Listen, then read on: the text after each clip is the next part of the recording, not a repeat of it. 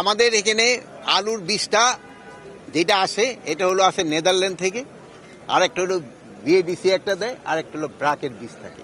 এর ভিতরে হলো নেদারল্যান্ডের থেকে যে বীজটা আছে এটা হলো সবচেয়ে ভালো বীজ। গত বছর আমরা 3,000 টনের উপরে বীজ আনছিলাম, এবারও প্রায় ওই পরিমাণে বীজ, আরও একটু বেশি বীজই আনা হবে।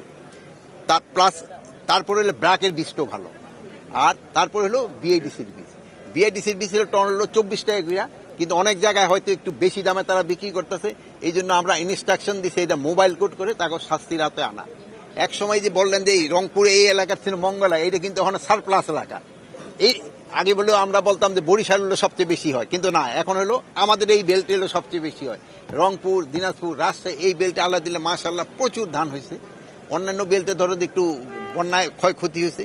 আমার মনে হয় এখানে ভালো হয়েছে, খুবই ভালো হয়েছে। আর আপনি যেটা বললেন সারের কোনো ধরনের সংকট নেই।